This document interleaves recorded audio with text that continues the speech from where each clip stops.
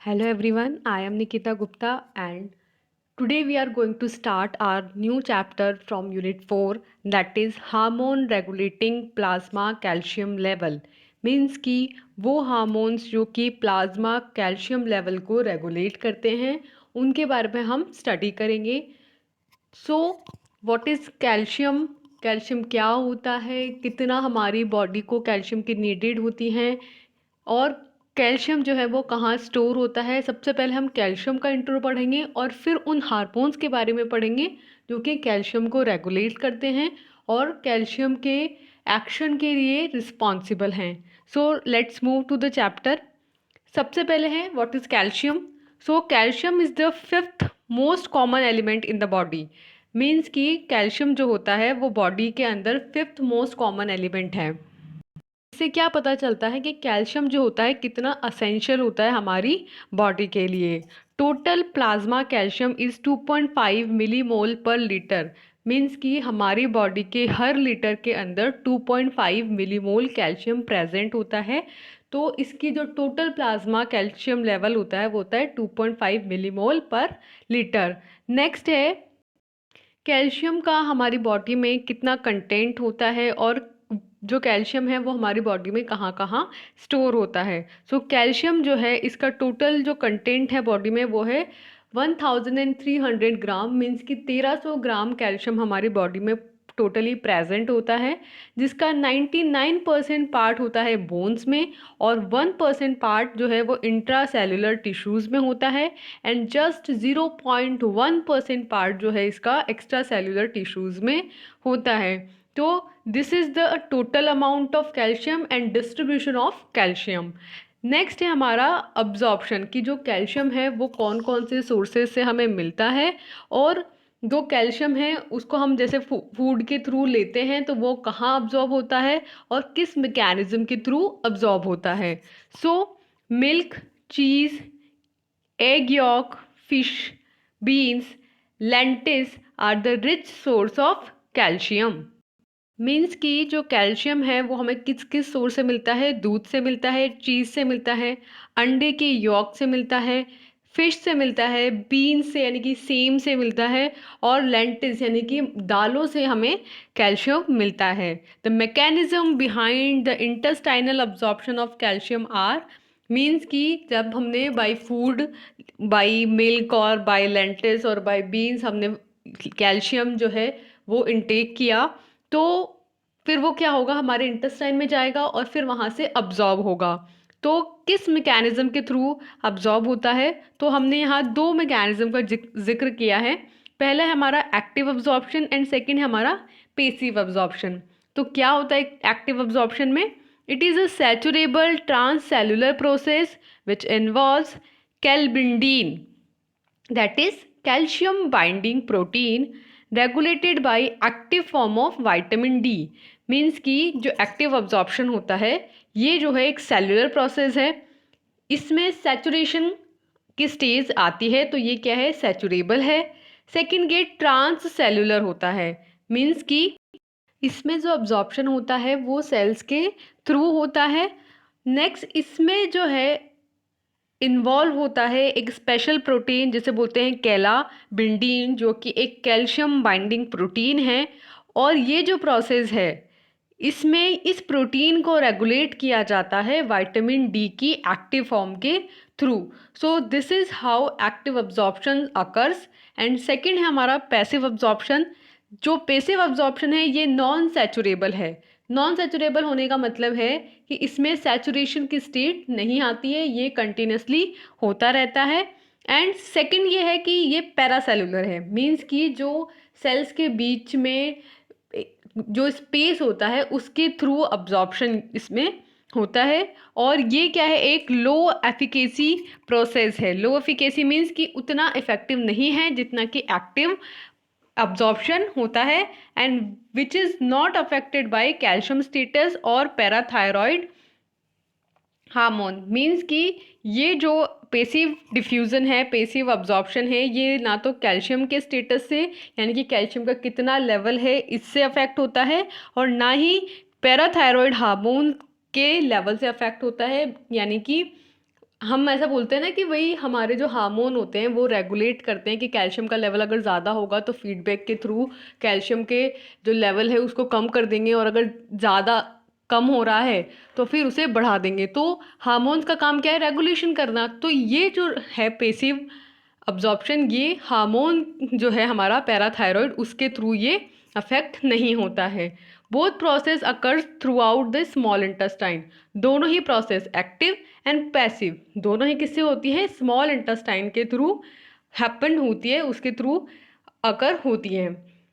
Next आता है हमारा फंक्शंस। हमने देखा कि कैल्शियम कितना इम्पॉर्टेंट है हमारे लिए, हमारी बॉडी में इसके क्या क्या सोर्स है जिनसे हमें मिलेगा, कहाँ ये स्टोर होता है, और किस किस प्रोसेस के थ्रू इसका अब्जॉर्प्शन होता है। अब हमारा कैल्शियम अब्जॉर्ब हो गया है, ठीक है, तो अब्जॉर्ब होने के बाद वो अपने फंक्शन परफॉर्म करेगा।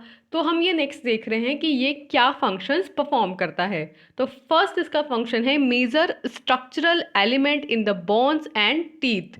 मीन्स कि कैल्शियम जो होता है वो बोन्स का और टीथ का एक मेजर स्ट्रक्चरल एलिमेंट होता है। स्ट्रक्चरल एलिमेंट मतलब उसको बनाने के लिए, उनके फॉर्म होने के लिए रिस्पॉन्सिबल होता है। सेकंड इसका फंक्शन है essential for several physiological process such as neuromuscular transmission, smooth skeletal and cardiac muscle contraction, third nerve function, fourth cell division and fifth cell movement. Means कि ये जो कैल्शियम होता है ये बहुत सारी फिजियोलॉजिकल प्रोसेसेस को रेगुलेट करता है। जैसे कि पहला हो गया न्यूरोमस्कुलर ट्रांसमिशन, मीन्स कि न्यूरॉन्स और मसल्स के बीच में जो सिग्नलिंग होती है उसके लिए रिस्पॉन्सिबल है कैल्शियम। दूसरा जो आपके स्मूथ मसल्स, कार्डियक मसल्स और स्केलेटल मसल्स हैं उनमें कॉन्ट्रैक्शन के लिए रिस्पॉन्सिबल है, क्योंकि हमने पढ़ा भी है कि कैल्शियम क्या करवाता है? कॉन्ट्रैक्शन करवाता है। थर्ड ये जो है नर्व्स के फंक्शन को रेगुलेट करता है। फोर्थ ये सेल डिवीजन के लिए रिस्पॉन्सिबल है, जिससे कि नई नई सेल्स फॉर्म होती हैं। एंड फिफ्थ सेल्स के मूवमेंट के लिए ये रिस्पॉन्सिबल है। नेक्स्ट इसका फंक्शन है को factor in blood coagulation. Means कि जो ब्लड कोगुलेशन की प्रोसेस होती है उसमें बहुत सारे स्टेप्स होते हैं, और उन बहुत सारे स्टेप्स में बहुत सारे फैक्टर्स होते हैं, और उन फैक्टर्स को रेगुलेट करने के लिए, उनको वर्क करने के लिए कुछ को फैक्टर्स होते हैं। जैसे कि अगर हम कहें कि किसी स्टेप के अंदर कोई एंजाइम है जो उस स्टेप को करवा रहा है, तो उस एंजाइम के वर्क करने के लिए कुछ मेटल्स या कुछ को फैक्टर्स होते हैं जो उस एंजाइम को एक्ट करवाते हैं, तो उसे बोलते हैं को फैक्टर। तो कैल्शियम जो है एज अ को फैक्टर वर्क करता है कोआगुलेशन की प्रोसेस में। So this is all about calcium. Next हम चलते हैं हमारे पहले हार्मोन की तरफ जो है कैल्सिटोनिन, और इसे थायरोकैल्सिटोनिन भी बोला जाता है। क्या होता है कैल्सिटोनिन और क्या इसके फंक्शंस हैं, देखते हैं। तो सबसे पहले this is the hormone secreted by thyroid gland. तो जब हमने थायराइड ग्लैंड को हम पढ़ रहे थे लास्ट, तब हमने वहाँ कहा था कि थायराइड ग्लैंड से 3 हार्मोन रिलीज होते हैं। First T3, second T4 and third calcitonin. तो आपको वहाँ से भी पता है कि जो कैल्सिटोनिन है वो बेसिकली कहाँ से सिक्रीट होता है? थायराइड ग्लैंड से। It is a polypeptide hormone produced by parafollicular cells of thyroid gland, also known as C cells. Means कि जो कैल्सिटोनिन है वो एक पॉलीपेप्टाइड हार्मोन होता है, और ये जो पॉलीपेप्टाइड हार्मोन है ये प्रोड्यूस हुआ है थायराइड ग्लैंड की पैराफॉलिकुलर सेल से, और इसलिए इसे क्या बोला जाता है? सी सेल्स भी बोला जाता है। नेक्स्ट है कि major stimulation of calcitonin secretion is increased plasma calcium concentration. Means कि जब कैल्सिटोनिन का स्टिमुलेट किया जाता है, वो स्टिमुलेट होता है, तो वो क्या करता है? प्लाज्मा में कैल्शियम की कंसंट्रेशन को इंक्रीज कर देता है। So this is the function of calcitonin. Next आता है कि कैसे ये कैल्सिटोनिन सिंथेसाइज होता है और अपना फंक्शन परफॉर्म करता है। So calcitonin is formed by proteolytic cleavage of pre-propeptide which is product of CALCI gene। Means कि जो कैल्सिटोनिन होता है वो जो CALCI जीन है उसके प्री प्रोपेप्टाइड के प्रोटियोलाइटिक क्लीवेज से फॉर्म होगा। कैसे होगा देखते हैं। ये आपका CALCI जीन है, इसका जब प्रोटियोलाइटिक क्लीवेज हुआ तो क्या बनेगा, प्री प्रोपेप्टाइड बनेगा। और ये जो प्री प्रोपेप्टाइड है ये फर्दर कन्वर्ट होगा कैल्सिटोनिन में। जब इस कैल्सिटोनिन के लिए स्टिमुलस आएगा तो उस स्टिमुलस के रिस्पॉन्स में कैल्सिटोनिन सिक्रीट होगा, और सिक्रीट जब ये होगा तो उससे क्या होगा, इंक्रीज होगा कैल्शियम का लेवल सीरम में, और गैस्ट्रिक एंड पेंटागेस्ट्रीन जो है वो रिलीज होंगे। सो इस तरीके से कैल्शियम सिंथेसाइज होता है और अपना एक्शन परफॉर्म करता है। नेक्स्ट है फार्माकोलॉजिकल एक्शन, मीन्स कि ये जो कैल्सिटोनिन है जब ये रिलीज होता है तो क्या एक्शन परफॉर्म करता है। तो फर्स्ट ये करता है helps in the metabolism of calcium and phosphorus. Calcium और फॉस्फोरस के मेटाबॉलिज्म में हेल्प करता है कैल्सिटोनिन। सेकंड क्या करता है, calcitonin lowers blood calcium through involving 4 methods. Means कि कैल्शियम और मेटाबॉलिज्म फॉस्फोरस के मेटाबॉलिज्म को हेल्प करेगा, और मेटाबोलाइट जो है उनका जो मेटाबॉलिज्म किया है उसके थ्रू कैल्शियम का जो लेवल है ब्लड में उसे कम कर देगा। किस तरीके से, पहला इनहिबिट कैल्शियम अब्जॉर्प्शन इन इंटेस्टाइन, मीन्स कि जो इंटेस्टाइनल सेल्स हैं उनमें कैल्शियम के अब्जॉर्प्शन को इनहिबिट कर देगा। जब इंटेस्टाइन के थ्रू कैल्शियम अब्जॉर्ब नहीं होगा तो कैल्शियम का जो लेवल है ब्लड में वो अल्टीमेटली क्या हो जाएगा, कम हो जाएगा। और second inhibit osteoclast activity in bones, means कि बोन्स की जो ऑस्टियोक्लास्ट एक्टिविटी है, ऑस्टियोक्लास्ट मतलब बोन्स की डिग्रेड होने की कैपेसिटी, मीन्स कि बोन्स क्या होती है, धीरे धीरे डिग्रेड होती है। जब बोन्स डिग्रेड होगी तो कैल्शियम रिलीज करेंगी, क्यों, क्योंकि बोन्स किसकी बनी है, कैल्शियम की। तो बोन्स के डिग्रेड होने से कैल्शियम रिलीज होगा और कैल्शियम का जो लेवल है वो ब्लड में बढ़ता जाएगा। अब ये क्या करता है, ऑस्टियोक्लास्ट एक्टिविटी को इनहिबिट कर देता है, तो बोन्स जो है वो डिग्रेड नहीं होंगी, तो उसका रिजल्टेंट ब्लड में जो कैल्शियम का लेवल है वो इंक्रीज नहीं होएगा। तो इस तरीके से ये क्या करता है, ब्लड कैल्शियम लेवल को कम करता है। नेक्स्ट है मैकेनिज्म, यानी कि किस मैकेनिज्म के थ्रू कैल्सिटोनिन फंक्शन परफॉर्म करता है। So calcitonin is bound to calcitonin receptors, and then calcitonin receptors are present in osteoblast cells, kidney and different regions of the brain. Calcitonin receptor is a G protein coupled receptor which stimulates adenyl cyclase, that is CAMP generated, increase CAMP which regulates calcium metabolism and phosphate metabolism. Means कि ये जो आपका calcitonin है सबसे पहले ये किस receptor से बाइंड होगा, कैल्सिटोनिन रिसेप्टर से बाइंड होगा। ये जो कैल्सिटोनिन रिसेप्टर्स हैं आपके, ये ऑस्टियोब्लास्ट सेल्स में प्रेजेंट होते हैं। जो ऑस्टियोब्लास्ट सेल्स होती हैं ये न्यू फॉर्म, ऑस्टियोब्लास्ट वो सेल्स होती हैं जो कि न्यू बॉन्स को फॉर्म करती हैं। तो हमारे जो कैल्सिटोनिन रिसेप्टर्स है वो कहाँ कहाँ प्रेजेंट हैं, पहला ऑस्टियोब्लास्ट सेल्स में यानी कि नई बोन्स फॉर्म करने वाली सेल्स में, सेकंड किडनी की सेल्स में, और ब्रेन के डिफरेंट रीजन्स में प्रेजेंट होता है। अब जब कैल्सिटोनिन इन कैल्सिटोनिन रिसेप्टर पे जाके बाइंड होगा तो वो फिर क्या करेगा, अपना एक्शन परफॉर्म करेगा। कैसे, क्योंकि ये जो कैल्सिटोनिन रिसेप्टर्स हैं ये क्या है, बेसिकली जी प्रोटीन कपल्ड रिसेप्टर होते हैं जो क्या करते हैं, स्टिमुलेट करते हैं एडिनाइल साइक्लेज को। एडिनाइल साइक्लेज एक एंजाइम है जो क्या करता है, CAMP जनरेट करता है, यानी कि इंक्रीज करता है CAMP के लेवल को, जो रेगुलेट करता है कैल्शियम के मेटाबॉलिज्म और फॉस्फेट के मेटाबॉलिज्म को। इसलिए हमने एट इनिशियल ही बोला कि कैल्सिटोनिन क्या करता है, कैल्शियम और फॉस्फोरस के मेटाबॉलिज्म को हेल्प करता है। तो हमने देखा कि कैसे कैल्शियम का जो लेवल था, कैल्शियम और फॉस्फोरस का मेटाबॉलिज्म है उसे कैल्सिटोनिन ने रेगुलेट किया। नेक्स्ट हम चलते हैं कैल्सिटोनिन के यूजेस पे, यानी कि इस मैकेनिज्म को फॉलो करके कैल्शियम के और फॉस्फोरस के रेगुलेट करके मेटाबॉलिज्म को क्या और कौन कौन सी डिजीज़ है जिनको कैल्सिटोनिन जो है वो ट्रीट करता है। तो calcitonin is use therapeutically for the treatment of hypercalcaemia. सबसे पहले तो ये किसका ट्रीटमेंट करता है, हाइपर कैल्सीमिया का। Hypercalcaemia means increase level of calcium, यानी कि जैसा कि हमने कहा कि ये क्या करता है, कैल्शियम के लेवल को कम करता है, लोअर करता है। तो ये किसको ट्रीट करेगा, हाइपर कैल्सीमिया को ट्रीट करेगा। Second, treatment of mania, giving subcutaneous injection of calcitonin for decreasing irritability, euphorbia and hyper activity.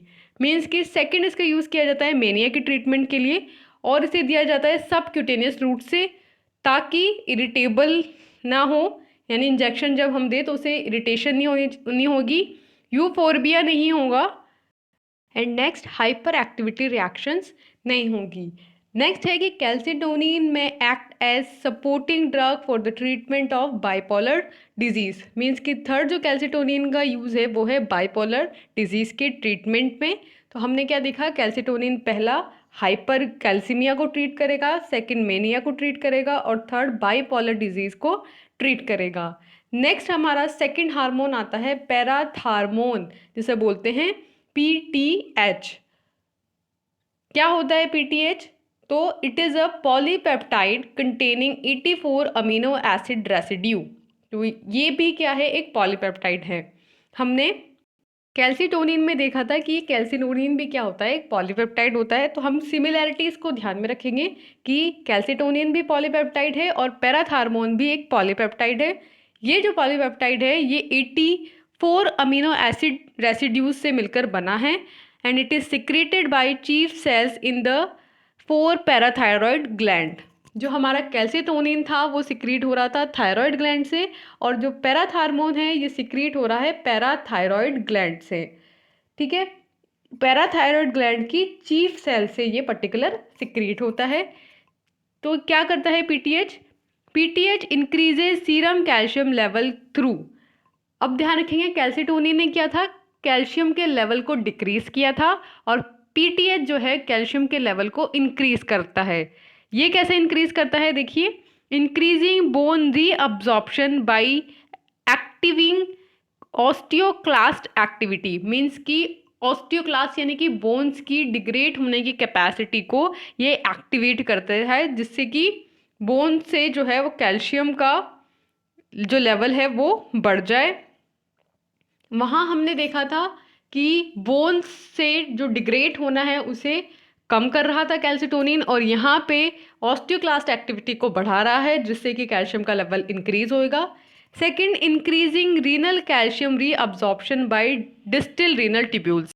Means कि जो हमारी DCT है उसमें कैल्शियम के रीअब्जॉर्प्शन को ये बढ़ा देता है, जिसकी वजह से कैल्शियम क्या है, एक्सक्रीट नहीं होगा। जब एक्सक्रीट नहीं होगा तो उसकी जो ब्लड में और सीरम में जो उसका लेवल है वो अल्टीमेटली बढ़ जाएगा। तो इस तरीके से PTH ने क्या किया, कैल्शियम के लेवल को इंक्रीज किया। नेक्स्ट है इसका मैकेनिज्म कि ये कैसे कैल्शियम के लेवल को बढ़ाता है। तो if there is an increase in extra cellular calcium concentration, अगर सेल्स के बाहर कैल्शियम का लेवल इंक्रीज होगा तो ये जो कैल्शियम है ये बाइंड होगी रिसेप्टर से और एक्टिवेट करेगी फॉस्फोलाइपेज C को।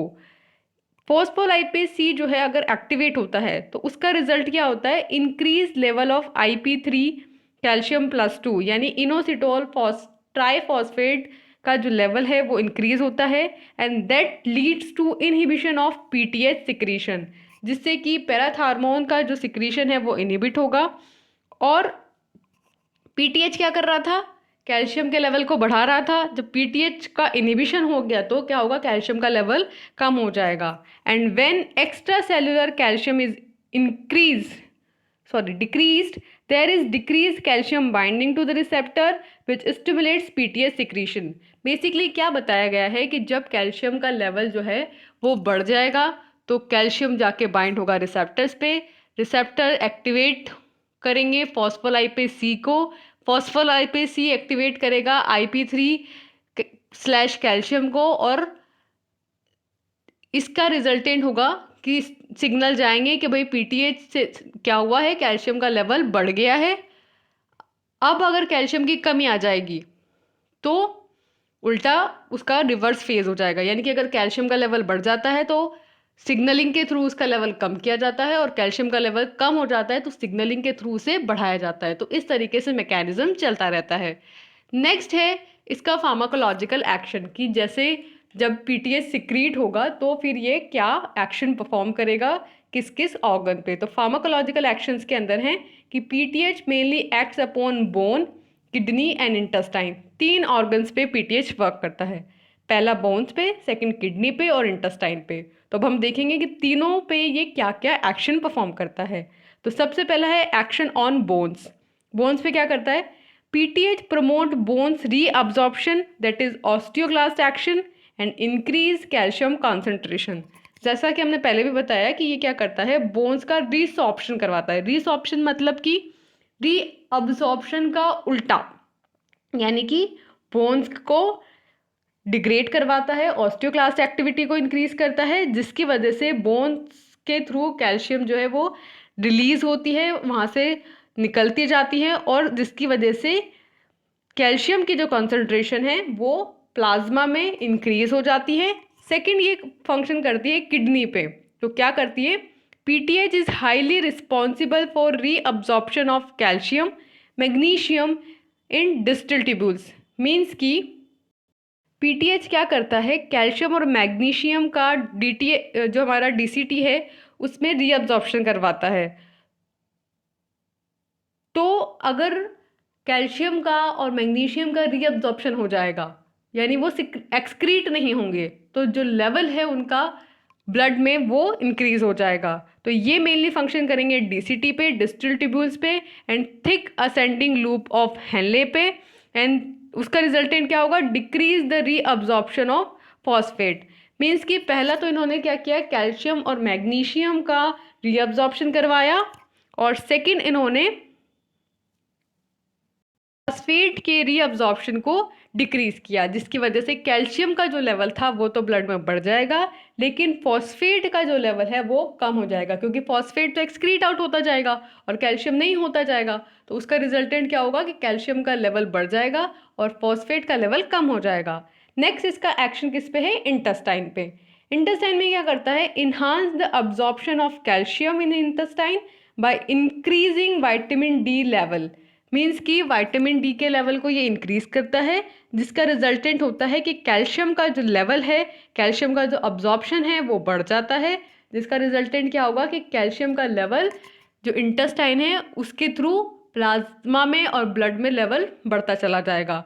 तो these are the pharmacological actions of PTH. Next है कि जब पीटीएच जो है वो स्टिमुलेट होता है तो वो क्या क्या करता है? तो stimulators for PTH hormone secretion. Means कि पीटीएच के सिक्रीट होने के लिए कौन कौन से स्टिमुलेटर्स होते हैं, यानी वो एजेंट्स जो कि पीटीएच को सिक्रीट करवाते हैं। तो so if there is an decrease in serum calcium level, तो अगर सीरम में कैल्शियम का लेवल जो है वो डिक्रीज होगा तो पीटीएच स्टिमुलेट होगा। Second, mild decrease in serum magnesium level, तो ये जो है मैग्नीशियम के लेवल पे भी थोड़ा इफेक्ट डालता है। तो अगर मैग्नीशियम का लेवल भी डिक्रीज होता है तो पीटीएच स्टिमुलेट होगा। And third, increase in serum phosphate level, यानी कि जब फॉस्फेट का लेवल सीरम में इंक्रीज होगा तो भी पीटीएच स्टिमुलेट होगा, और जो एक्शन परफॉर्म करेगा वो इनके अगेंस्ट अपोजिट होगा। मीन्स कि कैल्शियम के लेवल जो डिक्रीज है उसे बढ़ा देगा, मैग्नीशियम का जो डिक्रीज है उसे बढ़ा देगा, और फॉस्फेट का जो इंक्रीज लेवल है उसे डिक्रीज कर देगा। तो इस तरीके से पीटीएच अपना फंक्शन परफॉर्म करता है।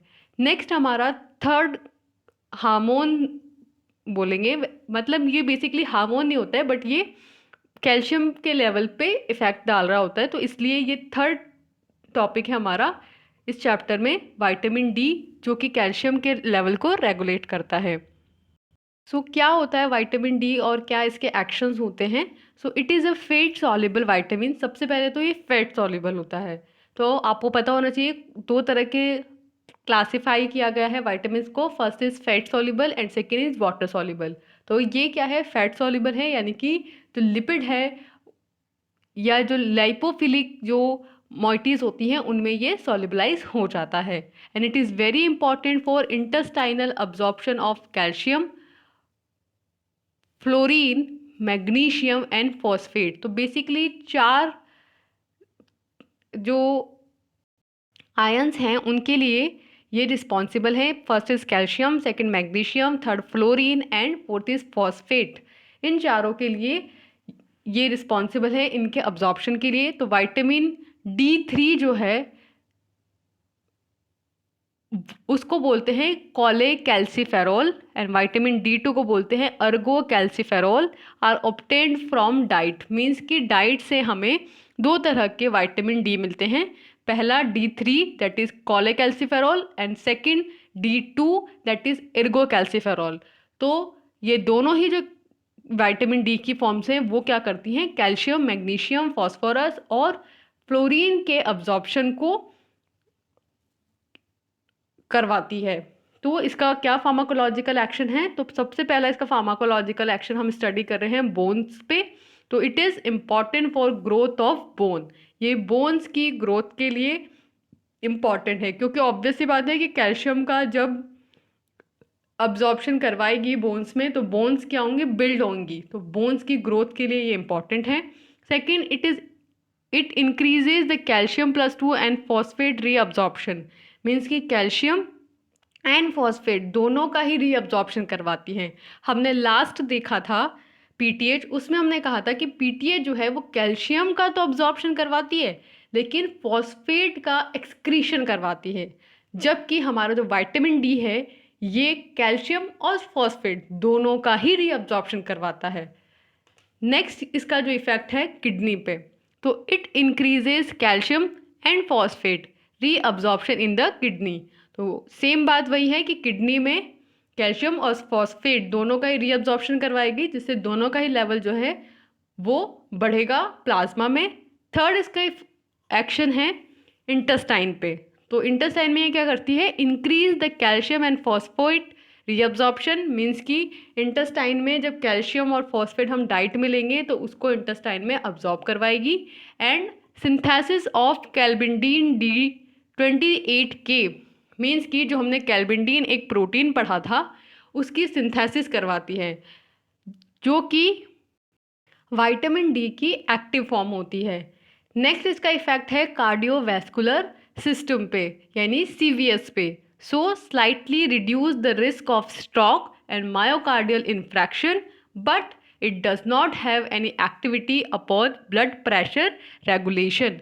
मीन्स कि ये क्या है, स्ट्रोक और जो मायोकार्डियल इन्फ्रैक्शन है उसके रिस्क को रिड्यूस करती है इन अ स्मॉल वे। मीन्स कि अगर विटामिन डी हार्मोन रिलीज होगा तो उसकी वजह से स्ट्रोक की और मायोकार्डियल इन्फ्रैक्शन की कंडीशन जो है वो रिड्यूस हो जाती है। But it does not have activity on blood pressure. Means कि ये ब्लड प्रेशर पे कोई इफेक्ट नहीं डालता है और ना ही ब्लड प्रेशर के रेगुलेशन में इसका कोई रोल है, लेकिन फिर भी ये स्ट्रोक और मायोकार्डियल इन्फ्रैक्शन की जो कंडीशन होती है उसको इन ए स्मॉल अमाउंट रिड्यूस कर देता है। एंड नेक्स्ट इसका इफेक्ट है इम्यून सिस्टम पे। तो it mainly activates innate immunity. Means कि ये कौन सी इम्यूनिटी को एक्टिवेट करता है, इनेट इम्यूनिटी। तो इनेट इम्यूनिटी क्या होती है कि जब कोई एंटीजन हमारी बॉडी में एंटर करता है तो उसके अगेंस्ट में हमारी बॉडी क्या करती है, एंटीबॉडी जनरेट करती है। तो उस इम्यूनिटी को बोलते हैं इनेट इम्यूनिटी। तो उसके लिए ये रिस्पॉन्सिबल है, उसको ये एक्टिवेट करता है and act against viral infection. तो जब कोई वायरस एक्ट करेगा, वायरस का इन्फेक्शन होगा तो उसके अगेंस्ट ये वर्क करेगा। Used for the treatment of auto immune disease. And जब इम्यूनिटी सिस्टम की बात आ रही है तो ये किसको ट्रीट करेगा, जो भी ऑटो इम्यून डिजीजेस है उनको ये ट्रीट करता है। नेक्स्ट है प्रेगनेंसी में विटामिन डी क्या रोल प्ले करता है कि if mother having less vitamin D in blood which leads to type 4 DM that is gestational DM, mother should consume vitamin D supplements. Means कि अगर किसी मदर की बॉडी में विटामिन डी का जो लेवल है वो कम हो जाता है तो उन्हें डायबिटीज़ मेलाइटस का टाइप 4 जो है वो हो जाता है। तो ऐसी कंडीशन में जो भी मदर है उनको विटामिन डी के सप्लीमेंट्स दिए जाते हैं। अब नेक्स्ट है कि common disease related to vitamin D, यानी कि जब विटामिन डी की कमी हो जाएगी या इसका एक्सेस हो जाएगा तो उसकी वजह से कौन सी डिजीज़ कोज हो सकती है। तो इसमें पहली डिजीज़ आती है rickets. So due to insufficient amount of calcium and phosphate to mineralize the growing bones leading to growth failure and skeletal deformities in children.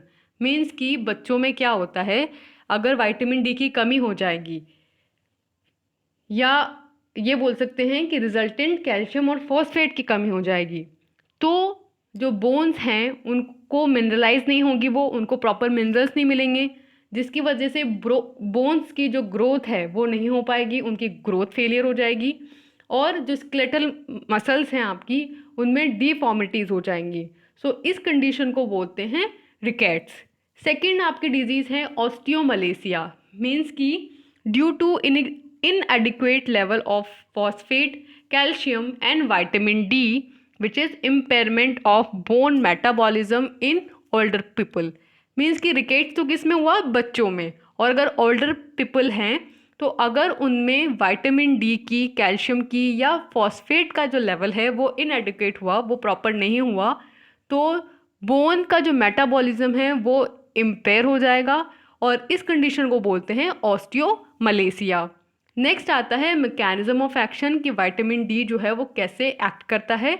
So under the UV radiation mainly animal synthesise vitamin D from dehydrocholesterol. तो dehydrocholesterol हमारे body में present होता है 7-डीहाइड्रोकोलेस्ट्रॉल, और इसके through क्या होता है, विटामिन डी जो है सिंथेसाइज होता है in the presence of UV radiation. तो कैसे हो रहा है उसे हम एक फ्लो डायग्राम से देखेंगे कि ये आपके विटामिन डी है ब्लड स्ट्रीम में, ये कन्वर्ट होगा कैल्सीडाइऑल में और कैल्सीडाइऑल कन्वर्ट होगा देन कैल्सीट्राइऑल में, जो कि किडनी में एक बायोलॉजिकली एक्टिव फॉर्म है, यानी कि कैल्सीट्राइऑल किडनी में एक बायोलॉजिकल एक्टिव फॉर्म है विटामिन डी की। And then vitamin D binding protein, means कि कैल्सीट्राइऑल क्या कन्वर्ट करेगा, कन्वर्ट होगा विटामिन डी बाइंडिंग प्रोटीन में, और ये जो विटामिन डी बाइंडिंग प्रोटीन है ये प्रोड्यूस करेगा इसके इफेक्ट्स। सो बेसिकली क्या हुआ, विटामिन डी कन्वर्ट हुआ calcidiol, then triol, then binding protein and then उसका इफेक्ट शो हुआ। लास्ट हमारा आता है इसकी बायोलॉजिकल एक्टिविटीज़ कि विटामिन डी जो है वो क्या बायोलॉजिकल एक्टिविटीज़ परफॉर्म करता है और कैसे करता है। So maintenance of calcium balance by promoting calcium absorption in the intestine, जैसा कि हमने पहले भी फार्माकोलॉजिकल एक्शन में पढ़ा कि इंटेस्टाइन्स में ये कैल्शियम के अब्जॉर्प्शन को प्रमोट करके कैल्शियम का बैलेंस जो है उसे मेंटेन करता है। सेकेंड, प्रमोट करता है bone resorption by increasing osteoclast activity. Means कि जो बोन्स हैं उनका रीसॉर्प्शन करवाता है, जिससे कि क्या होता है, कैल्शियम का मेंटेनेंस होता है। नेक्स्ट ये करता है allowing the proper functioning of PTH means parathyroid to maintain serum calcium level, क्योंकि ये और पीटीएच दोनों ही कैल्शियम के लेवल को इंक्रीज करने पे एक्ट करते हैं, उसके री अब्जॉर्प्शन पे एक्ट करते हैं। सो क्योंकि दोनों का सिमिलर एक्शन है तो ये क्या करता है, पीटीएच के भी प्रॉपर फंक्शनिंग को मेंटेन करके रखता है। So these are the functions of vitamin D. So हमने क्या पढ़ा आज के वीडियो लेक्चर में कि कैल्शियम क्या होता है, कैल्शियम का अमाउंट कितना है हमारी बॉडी में, कैसे जो है कैल्शियम अपना रोल प्ले करता है, किन किन सोर्सेज से हमें कैल्शियम मिलता है और किस तरीके से ये अब्जॉर्ब होता है, एक्ट करता है। देन हमने हार्मोन्स पढ़े, जिसमें पहला हमने पढ़ा पीटीएच यानी पैराथायरॉयड हार्मोन, जो कि थायरॉयड ग्लैंड से सिक्रीट होता है और अपना एक्शन परफॉर्म करता है। सेकेंड हमने देखा पैराथार्मोन, जो कि पैराथायरॉयड ग्लैंड से सिक्रीट होता है और कैल्शियम और फॉस्फोरस, फ्लोरीन और मैग्नीशियम के लेवल को मेंटेन करता है। एंड देन हमने देखा विटामिन डी, जो कि कैल्शियम और फॉस्फेट दोनों के ही अब्जॉर्प्शन को रेगुलेट करता है। सो हमने क्या ओवरऑल पढ़ा, कैल्शियम और कैल्शियम के लेवल को रेगुलेट करने वाले hormones. So for now, thank you.